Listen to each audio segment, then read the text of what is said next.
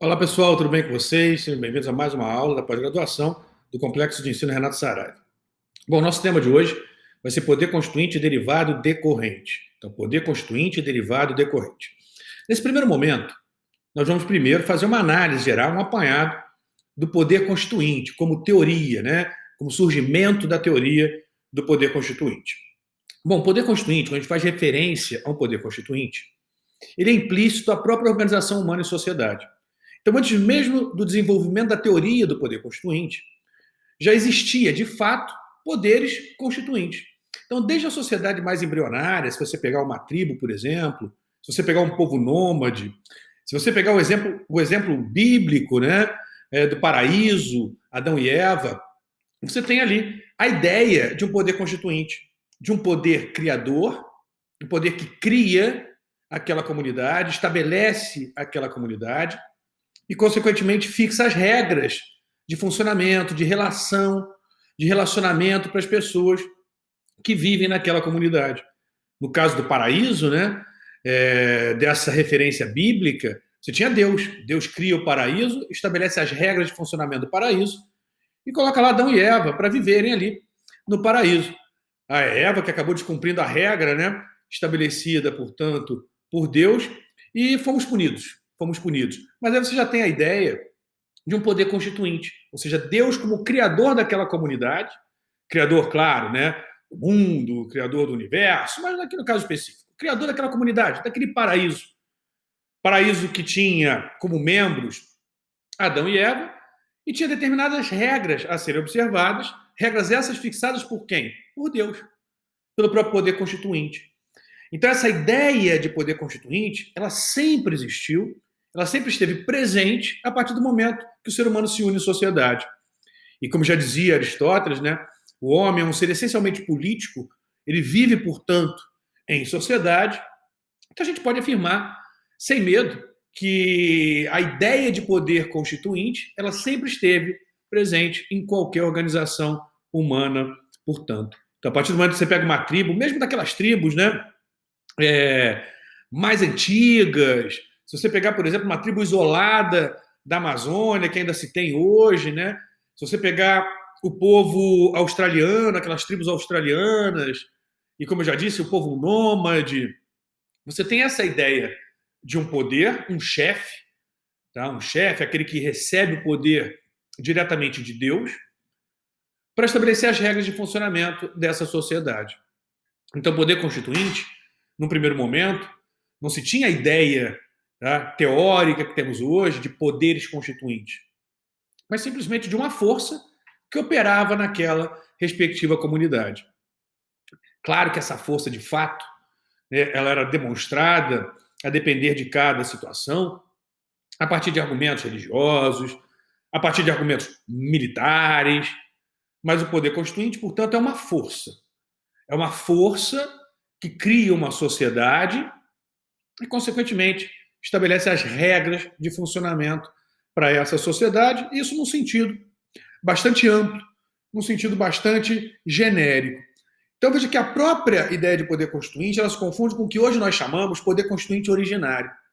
Então, hoje a gente fala poder constituinte originário como essa referência de um poder criador, de um poder que estabelece regras de funcionamento para uma comunidade. Então, hoje se confunde, né, o próprio nome ou nomenclatura poder constituinte com poder constituinte originário. Porque poder constituinte hoje, a expressão poder constituinte, ela é utilizada como gênero, do qual nós temos diversas espécies de poderes constituintes, como nós vamos ver. Bom, mas a teoria, propriamente do poder constituinte, ela nasce a partir de um livrinho pequenininho, de um panfleto, que não tinha a intenção de criar uma teoria, de formar uma ciência acerca do poder constituinte. Não, não era essa a ideia. Era um panfleto essencialmente político, que queria inflar as massas para se rebelarem à situação que se apresentava. A situação que se apresentava onde? Das monarquias absolutistas. Principalmente, nesse caso, na França. Então, a teoria do poder constituinte, ela nasce muito mais como fruto de uma manifestação política, um panfleto político. O que é o terceiro Estado? de autoria do abade Emanuel Sieyès. Então veja que foi um religioso, né, que acabou motivando, fomentando um deles, né, a Revolução Francesa, colocando abaixo a monarquia francesa e depois se espalhando pelo mundo como uma revolução, a Revolução Burguesa, né, que depois ficou conhecida, mas como uma revolução do povo contra a nobreza, contra o Estado, também o Estado religioso. Então era um rompimento, a ideia que se queria era de romper com o status quo, romper com a situação que se apresentava. E o Abade Sieyès, ele desenvolvendo, né, as suas ideias, ele dividia a sociedade francesa em três, que a gente pode chamar aqui, no primeiro momento, de três classes. Esse termo classe, né, ele vai ser tecnicamente utilizado ou mais delimitado por Karl Marx, alguns poucos anos depois, né, por Karl Marx, já numa outra revolução, na revolução do proletariado, a revolução do povo trabalhador. Mas aí é um outro momento que eu também vou falar um pouquinho. Mas o Abade Sieyès, ele dividia a sociedade, ele não chamou de classes, tá? Eu estou usando o termo classes, em três classes, estratificada. A classe aqui não no sentido marxista da palavra, mas em três classes. Em três classes que ele colocou o nome de três estados. Então a sociedade francesa, o foco dele era a sociedade francesa, seria dividida em três estados, em três estratos, em três classes. O primeiro estado, o primeiro extrato, a primeira classe, tá, seria o clero, a classe religiosa. Tinha muita força nas monarquias absolutistas. Não apenas na monarquia francesa, em todas as monarquias absolutistas. E por quê? Pelo que eu disse para vocês um pouco antes, você percebeu que a ideia do poder constituinte, lá no seu momento mais embrionário, é de um poder que teria sido conferido a uma pessoa, a uma família, diretamente por Deus. Então Deus deu àquela pessoa o poder de reger aquela comunidade, criar aquela comunidade, estabelecer regras de funcionamento daquela comunidade, proteger aquela comunidade. Então o poder constituinte seria aquele recebido diretamente de Deus. Então a religião, à época, né, principalmente a religião católica, ela tinha muita força, ela era muito poderosa politicamente. Então o terceiro estado seria, o terceiro estado, o primeiro estado, né, seria o clero. Já o segundo estado seria formado pela nobreza. Então o segundo estado seria formado pela nobreza. E o terceiro estado ficava para todos os demais da sociedade. Mas todos os demais, que na verdade o foco era aqueles que produziam a riqueza, não era muito aqueles que trabalhavam, tá? Não que, veja, o empresariado não trabalha, é isso, mas era aqueles que produziam a riqueza, não era aquele que era escravo, tá? Mas o que produzia, portanto, a riqueza. Esses, por isso que se chamou Revolução Burguesa, a Revolução da Burguesia. Então entendia-se que esses que produziam a riqueza do país, que sustentavam, portanto, o país, né? Todos os demais, com exceção do clero e da nobreza, que eram aqueles que davam a base de sustentação para a França, não se favoreciam das políticas do Estado. Ou seja, era tudo voltado para o clero e para a nobreza, portanto. Eu produzo, eu enriqueço a sociedade, eu trabalho, mas o dinheiro vai para o rei. O dinheiro vai para os nobres, que não trabalham, que só ficam gastando, vai para a igreja, para ficar pintando as coisas de ouro, para mandar pintar a capela não sei onde. Não pode. E eu estou aqui passando fome. O rei entra na minha casa. O rei leva a minha comida. O rei não me respeita. Olha só. Eu não sou cidadão de direitos. Eu só tenho deveres estabelecidos de forma absolutista pelo monarca. E a sociedade precisa se rebelar quanto a isso.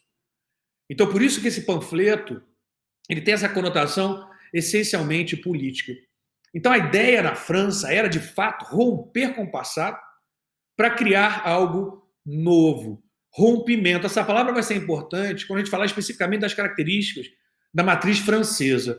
A matriz francesa tinha essa finalidade de rompimento, de romper com o passado, deixar o passado para trás e criar algo novo. Não é esquecer o passado, É reconhecer que o passado não era bom. É reconhecer que o passado era de exploração. Então, deixa esse passado de lado.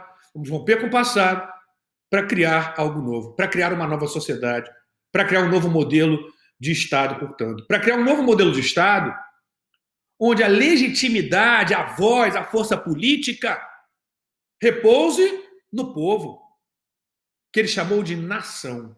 Que ele chamou de nação. Então ele criou a sua teoria do poder constituinte. O que é o terceiro Estado? Veja, o que é o terceiro Estado? O terceiro seria a nação. Seria o populacho. Né? Então você tem lá o clero, nobreza e o terceiro Estado. O que é isso, o terceiro Estado? O terceiro Estado é o que dá sustentação ao Estado.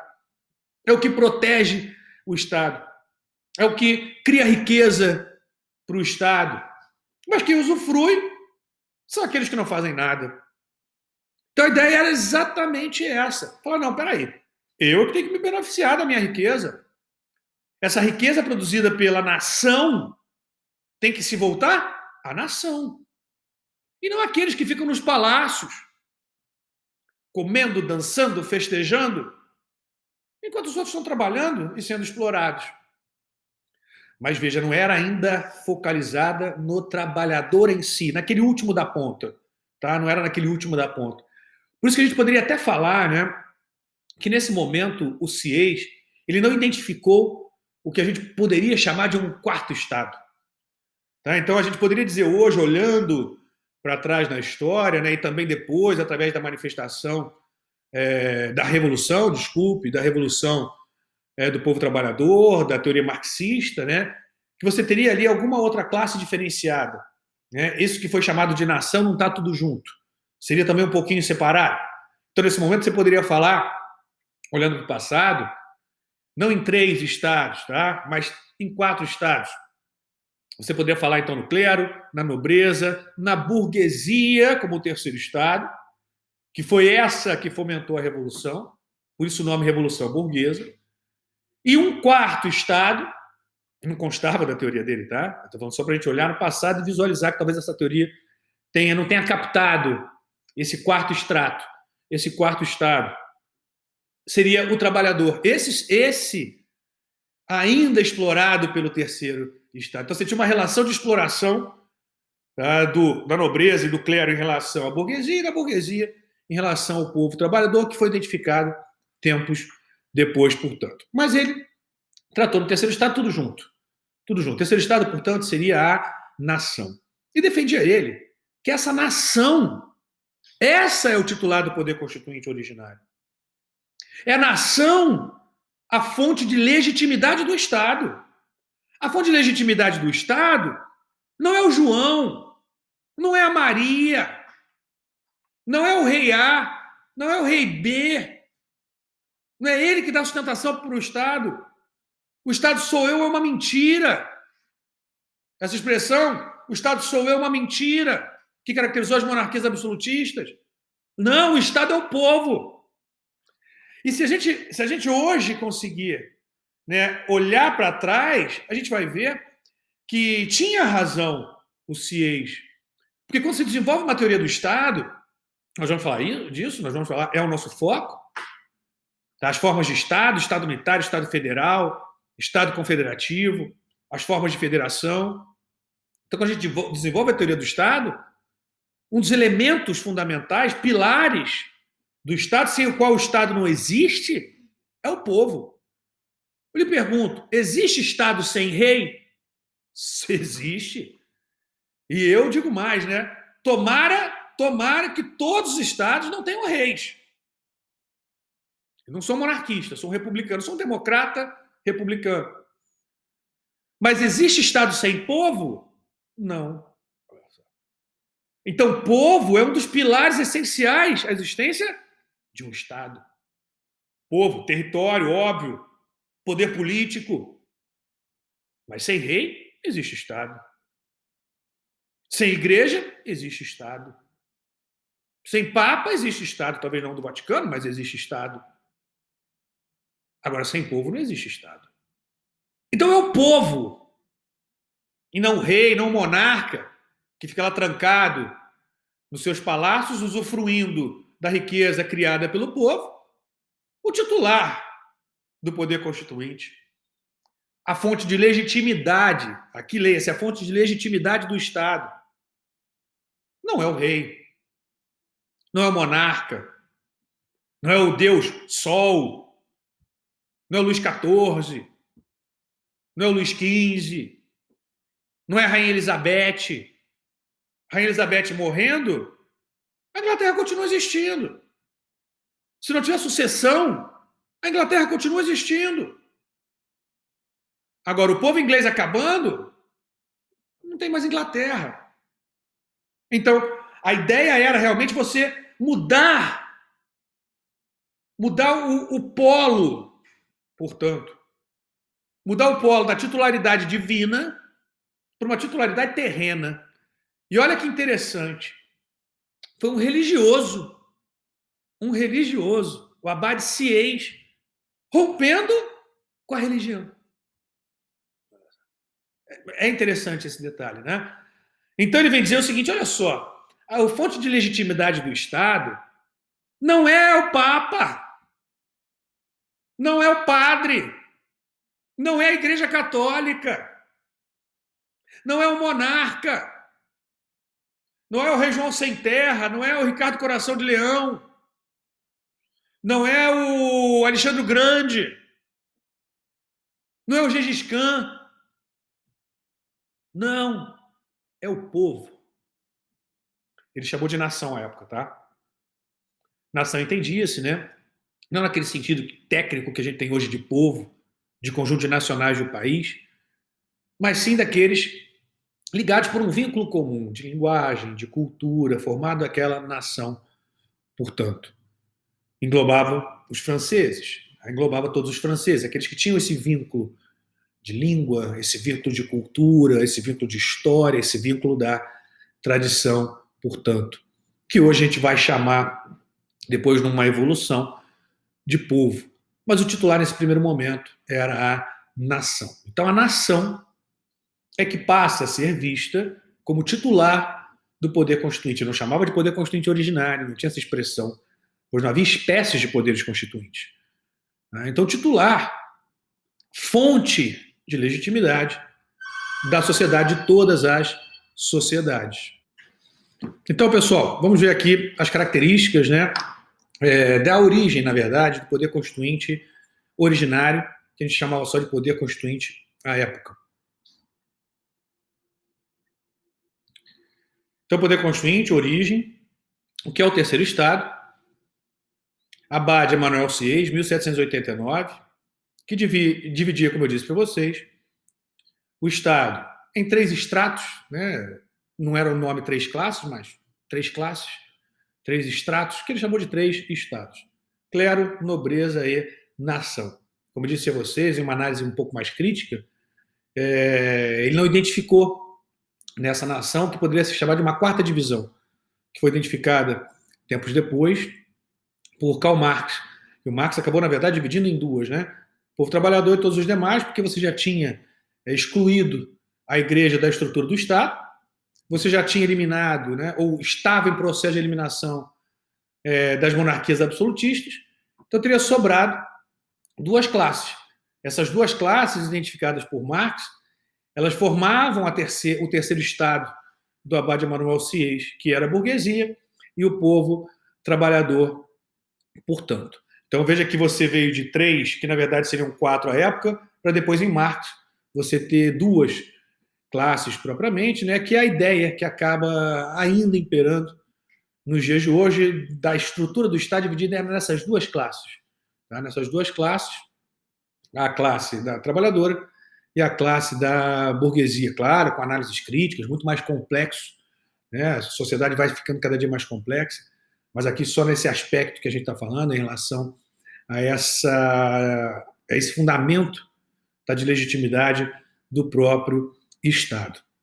Então, esse panfleto foi um dos estopins que deram o movimento à Revolução Francesa. A Revolução Francesa, que ela foi, em um primeiro momento ali, né, até bem sucedida em derrubar a monarquia absolutista, mas logo depois veio uma a Era do Terror, né, Porque é até muito comum, dá para se entender isso, quando você rompe com o status quo, quando você rompe com aquela estrutura até então estabelecida, você tem, claro, aquele momento em que gera um vácuo, né? Gera um vácuo para saber como é que vai ser o novo, a nova estrutura, e aí você acaba tendo uma disputa de poder, e isso é fácil de visualizar. Tá? Não quero utilizar a palavra normal, né? Mas é fácil de visualizar que isso aconteça. Tá? Isso aconteceu na Revolução Francesa, isso aconteceu na Revolução Russa, isso aconteceu menos na Revolução Americana, mas aconteceu na Revolução Americana, porque o processo lá foi um pouquinho diferente. Tá? Teve algumas características próprias, né? Por isso que a Revolução Americana acabou sendo mais bem sucedida num momento mais imediato e depois, consequentemente, no longo prazo, do que a própria Revolução Francesa. Então, a Revolução Francesa, retomando um pouquinho, né, ela conseguiu romper com essa estrutura até então estabelecida, rompendo com o Estado monárquico, com a monarquia absolutista que imperava na França, mas deu-se esse momento de vácuo político, as disputas políticas entraram em cena, veio-se a seguir a chamada Era do Terror. A Era do Terror, que a gente não vai entrar aqui, não é objeto propriamente da nossa aula. Mas no próximo bloco, a gente prosseguindo, eu vou destacar para vocês, em mais detalhes, a matriz francesa, vou destacar a matriz inglesa e vou destacar para vocês também a matriz americana, para então a gente entrar propriamente na estrutura do Estado, na formação do Estado, federalismo e, consequentemente, poder constituinte derivado decorrente. Já já a gente volta.